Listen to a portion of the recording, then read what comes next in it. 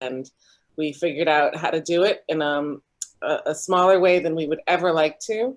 But it was really beautiful. And I have to say, even with only 49 people on our lawn, we watching, you know, fantastic films. There was a sense of real joy, I have to say, that I experienced just being in proximity, knowing that this was moving into, is this our 23rd year, Lisa? 22nd. 22nd, 22 years, and we didn't take the break. We figured it out, and we figured out how to take the rest of the festival onto a digital platform. And I can't say that actually I am, I'm incredibly pleased and can't think of a better partner that we would have come out of this crazy moment of time holding hands with. So I want to say thank you to the partners that you have for continuing to be willing to be in our home. And I know that you're going to be back next year. So we will be here, and we will have our doors open, and cannot wait to see all of you again. Congratulations. Thank you. Thank you so much, Makeeba. And I know you have to run. So thank you for being with us. Thank you for that introduction. So as Makeeba said, you know, it's really interesting that, you know, we have been doing this for 22 years, and we obviously can't do it alone, right? I mean, I usually have this long speech that I'm speaking, and I'm saying all these things, and, you know, to an audience of 400, and still the same thing remains true today, is that we are here for filmmakers. We love filmmakers. You all love filmmakers. And when we had to make the decision about whether or not we were going to go virtual, it didn't even take us a minute. We knew that we needed to figure out a way that we would have this festival happen, to give the opportunity to the filmmakers to have them share their vision and their voice with the world. And here we are. And it's so exciting that everyone just sort of jumped in and said, yeah, sure, I'll go virtual. And we were off. And so what's really exciting is that every single film, except for one film this year, has a filmmaker that's going to be attached to it to do Q&A, and those are live Q&As. We wanted to have this festival feel, so that we would have the filmmakers come in and talk about their films, and as if you were actually there with them. So you're going to go and watch the films on a different platform, and then you're going to come back to a Zoom conversation that we're going to have with filmmakers. So I hope that you look at the Film Festival website, which tells you everything that you need to know. Everything you need to know you can find on RoxFilmFest.com. So make sure you check that out, because those links will also take you to the films that you want to watch. But we really couldn't do any of this work without our sponsors. Onyx Spectrum Technologies, which is our lead sponsor, has been with us for a number of years, and we can't thank Adrian enough for being here with us. Halo Productions, which is Leah Randolph, which is also a great sponsor who's been supporting us. The MFA, of course, who's been with us for 22 years and just continues to be a steadfast partner with us. Grub Street this year is really has been with us a number of years, and this year is helping host the daily reads. We had our first daily read today with a script by Tato Mosa and a bunch of incredibly talented actors led by Andrea Lyman, who has been spearheaded this effort for us. It's a new thing. We always like to do new things every year. And this one was a no-brainer. We really wanted to bring in more local talent. And so we paired Black screenwriters with Black actors and professional actors. And the first day went swimmingly. So that will happen every single day at noon for your lunchtime pleasure. So we really hope that you're going to tune in for that. We also, this year, we wanted to throw some sort of celebration, and that is the Debauchery Ball Party. And so we are doing a party on October 2nd from 11 to 12 p.m. after the screening of a film called Debauchery Ball. So we're really hoping that you can participate in that. That is actually a free event, and one of our film festival committee members. Sydney Hines' sons are from LA and they're DJs, and they're going to be hosting that party. So we're really excited about that. We have a conversation with Jasmine Guy, who is in a short film on Sunday called Illegal Rose. So she's going to be joining us for a conversation, so check in for that. And then we have a great panel about the media makers of color that are here in Massachusetts that a lot of people might not know about, but they are, pushing and making waves and creating all sorts of great content. So we definitely don't want to miss that on Friday and on Monday. And of course, we have all of our filmmakers and all of our films, and we're really excited to bring that to you. So in addition to those sponsors that I've mentioned, please check out our page. There's a whole bunch of other sponsors who have been supportive of us and continue to be supportive of us through the years. The Film Festival Committee, please look through the website and see that as well. It's just really, it's all become a family. All of you audience members who are here with us have become our family. So many of you are repeats, and we greatly appreciate that. And one of the things about that the filmmakers say about RoxFilm is that, they don't get this feedback, they don't get the feeling of this love like they do anywhere else. So that's you, that's on you, the audience members. And so we're really excited. So we are opening tonight with 3 films. We are opening with 2 shorts and a feature. And the way that we sort of had to configure this, because we wanted to make sure that we got Christine Turner and Roberto Mighty in here to talk about their films, Betye, Saar, and Charles Coe. We wanted to have them sort of give us a lead in to those films. And if the craziness of Vimeo, right, is that you can be watching these films at any time. But we've set up the Q&As to follow the suggested screening time. And that suggested screening time is when it would normally have screened and following your schedule, and that the Q&As would directly follow after that. So we wanted to continue with that sort of connectivity with the filmmakers and the films. So we're doing it a little bit differently right now. For the rest of the festival, we'll be doing all the Q&As after the film festival, and they're all live. So I just want to thank you for being with us. I want you to go to the website, roxfilmfest.com, to make sure that you find out all the information that's going on. We'll be sending out daily newsletters just to remind you of what's going on in that particular day. And so with that, I want to invite Christine and Roberto forward so that we can have a conversation. Hey, Roberto. Hey. And Christine. Hi. Hey, Christine. Hey. So we're sort of doing this backwards, as I said, and we wanted to give you both the opportunity to talk about your films to this audience, to talk about them, the importance of them. One of the things that we are really focusing on this year is activism. I mean, I think that we all, with Black Lives Matter, with George Floyd, with Breonna Taylor, we are all really sad. We're feeling pain. We're feeling all sorts of things. And I feel like this is a time when we need to reflect. It's a time when we need to celebrate. And so we feel like it's perfect timing for RoxFilm to come in with the films we have. But we really wanted to open the festival with that sort of, from the sit-in to Charles to Betye, to really put it forward that we are not silent, we are not invisible, and that we are talented and celebrated, and want people to understand that. So I would love let's start with you, Roberto, and your project on a local poet, yes, Charles Coe, and your your producing of this story. So Charles Coe is a longtime Cambridge resident, and a really incredibly talented guy. He's a published poet. I'm pretty sure now about his 3rd book of poetry is coming out.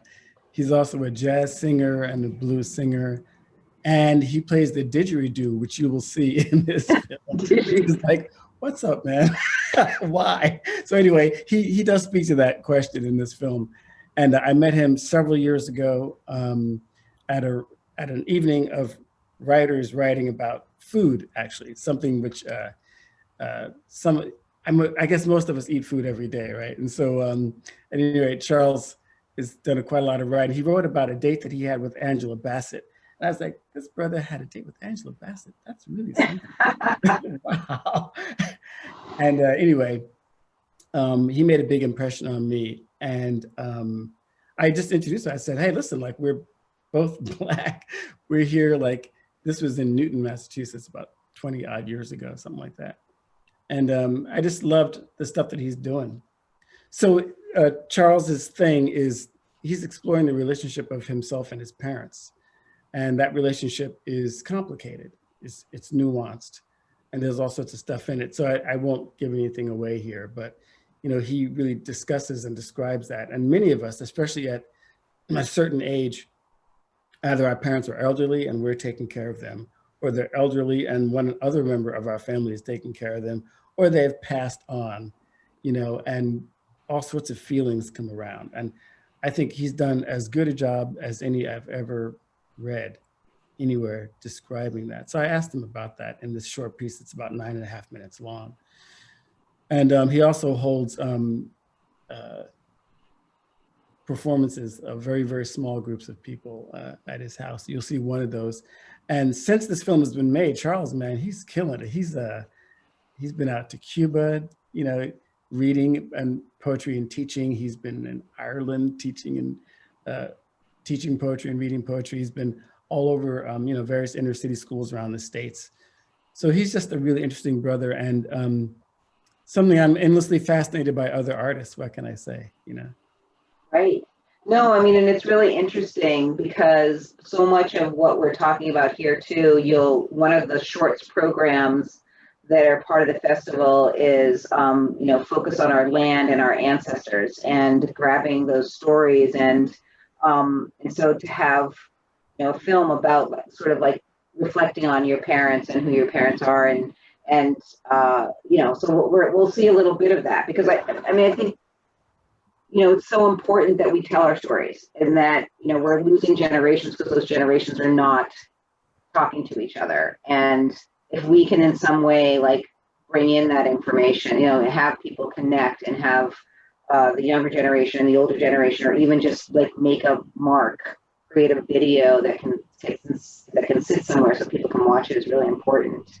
And I feel like that. So for Christine, like for your piece, for Betye Saar, you know, she was an incredible activist, right? Or is. It's not like a was. It's an is, right? And so can you just can you talk a little bit about your work and how you came to it, and why she was such an important figure? I went to see her exhibit in New York and was just blown away by it.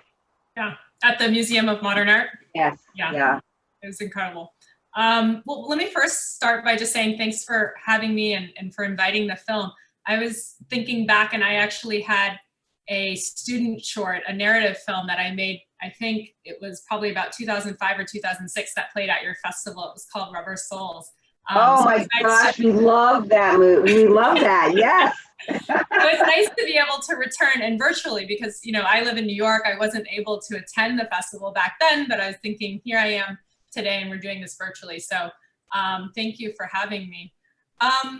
Betye Saar, yeah, I mean, it's interesting. So I had made a number of different shorts about different artists, and actually the Los Angeles Museum of Art reached out to me. They were going to be celebrating and honoring Betye, and they reached out to me and they said, hey, we don't know if you'd be interested, but we'd love it if you could make a film about Betye. And I said, of course. I had just seen her work a couple months prior at the New York Historical Society.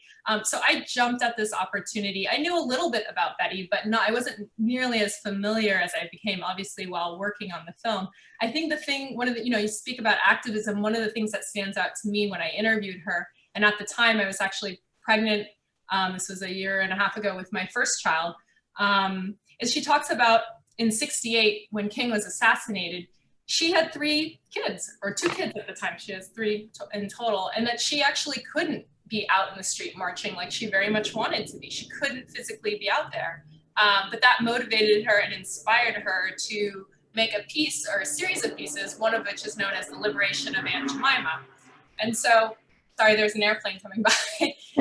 So I think, you know, in a way, her work was very much speaking for her views. And while she wasn't on the street and on the ground, she was able to very much say something. And I hope that the film reflects that. It sort of looks back on her career as a whole. And so I don't want to say too much more about the film itself, but I think has been inspiring for me personally as a young person, and I hope is inspiring for others, especially in this time, in this moment. Well, I know, I mean, it's really interesting to have, you know, the type of artist that she is and the whole idea of finding found objects and then bringing sort of them back to life and creating that type of, you know, art form, you know, bringing sort of like your ancestors forward and that there's a use for everything. So I know, I just think that that's really interesting. I know that people who have seen it have said, why is this not a feature? I definitely think there's a longer film. It's certainly, the subject matter is worthy of a longer film. Betye is 93. Right. I hope that just in the short amount of time, in that 8 minutes, that you do get enough or a sense of her work, and that just leads people to find out more, because there is a lot more work to talk about. She's made, you know, she's been working for 7 decades making art. So really, we're just touching on it in the film. And there's definitely more, you know, more that people can read about, and certainly if you have the opportunity to try and see her work. I mean, that's one of the things, and with you too, Roberto, as well, is sort of like bringing these figures front and center, and people that, like, you know, you say Betty's been doing this work for you know, 70 some odd years and even longer, and Charles has been writing these, you know, he's an incredible poet, and, you know, how do we know these folks if not through opportunities like you as filmmakers help to bring those stories to life?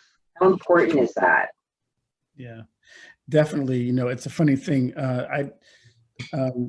I'm certainly much older than my counterpart here, and I can say that as an older person, we older people are starting to feel discriminated against in society, that no one's interested, you know, in what we have to say, and so it's really wonderful, again, for a younger person like, you know, this wonderful filmmaker here, and then for an older person like myself to say, hey, just hang on a second, time out.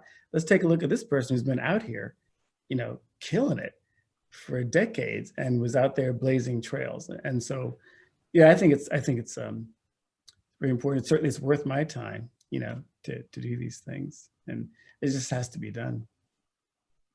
Right, exactly. And so what sort of advice, or what would you say to folks who are, you know, surrounded by these incredible people whose stories have not yet been told? You know, these conversations that you have around the dinner table, or the Thanksgiving dinners you go to, or the Christmases, or whatever it is, the family reunions. You know, it's like, you know, a couple of years ago, we tried to get people to like submit stories. We're like, just shoot it on your phone. Like when you're at a family reunion or whatever, just go talk to the oldest member of your family. I'm sure there are stories there. So how do we get people to share their stories? I mean, my family didn't necessarily want to share stories. They're very humble people.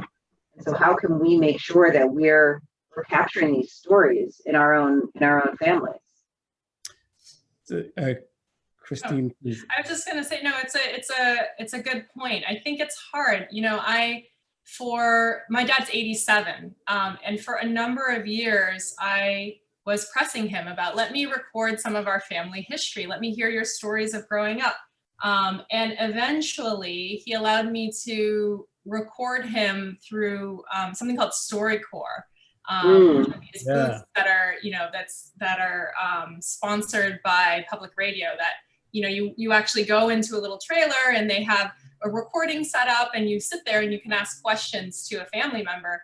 And we did that. And in some cases, they'll let you actually, you can donate it to the Library of Congress if you want. It took a while, but I realized actually not having the video camera was actually just something that like allowed him to feel a little bit more comfortable.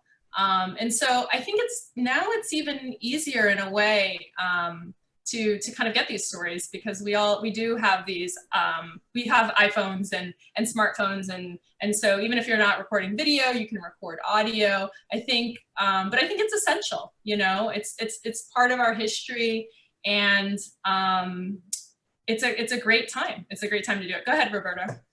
Well, no, I just love hearing what you're saying and the way you put it. One funny thing, I asked my father passed last year, my mother passed 10 years before that. But I will say that on an up note, like I'll ask my father all day long, so Dad, what was it like? And he says, has nothing to say. You know? But with my daughter, his granddaughter walks in the room, he will start chirping like a canary. So that's a little technique, you know, a little, you know, that people can use, you know, get some younger or some beloved object, there's some beloved person. Me, this, right. You know, but so that was one thing. And, you know, some of you know that I just finished the film about Martin Luther King and Coretta Scott King meeting in the 50s. And from the moment I got that project, I knew that I was dealing with people who were going to be in their 90s. And it was like, I'd find someone in California and oops, they just passed. I'd find someone in Oklahoma, oh man, he can't really talk right now. And it was painful, Lisa, just this goes to what you were saying, that we have to get these people. I managed to get 18 people from around the country, but it took a long time to find, you know, people who could really speak and felt comfortable and all that. But yeah, I couldn't agree with you more. I love that you're bringing this up. I feel that when an elder dies, an entire library burns to the ground. That's how I feel about it. You know, exactly. And that is priceless knowledge that we need. What about that incredible resilience that they had, so that we can, like, you know, have our relatively cushier lives? I know there's a lot of folks with problems, but you know, anyway, so right on. Yeah, and I think you're right, a window into that history. But I liked what Christine was saying too, that it's, you know, that it's true, the video camera can be, you know, somewhat daunting for folks. And if you just have your iPhone and you're recording something, then you know, that at least you're capturing it. And I always say to people, you don't necessarily have to know what you're going to do with that, you know, that product, but you're going to have it for somewhere. You know, like if you're going to do a film 3 years from now, or if somebody wants to do a film 3 years from now, they're going to come to you and say, do you have any footage about X, Y, and Z? And yes, you do have footage. You're helping to document our history. And how important is that today more than ever, when we live in this political climate where you have an administration that wants to negate that history? So I think that even now more than ever, and that's why we at RoxFilm and the whole RoxFilm committee is so committed to these fiercely independent stories like yours, that help enlighten us about people and places and spaces that we wouldn't necessarily normally know. So we want to thank you both for your work and your continued work. And Christine, we're excited that we're bringing back another piece of yours. And you know what? I probably actually still have a copy of Rubber Souls. I'm gonna go look in our library to see if we can find that. And Roberto, you know, you have really done a lot of really positive and wonderful work here in Massachusetts and highlighting, you know, all sorts of different folks. And also on the, you know, on the commercial side, that's a whole nother, yeah, that's a whole nother thing. But I just want to thank you both for kicking us off here for RoxFilm, for your films to be screened in conjunction with the sit-in, which we really felt was a really good pairing. And we hope to see you around the fest virtually. We're gonna cut off now because it's the suggested screening time for your films, and we want to make sure that people have time to see those before the evening is out. So I want to thank everybody for joining us. This was wonderful.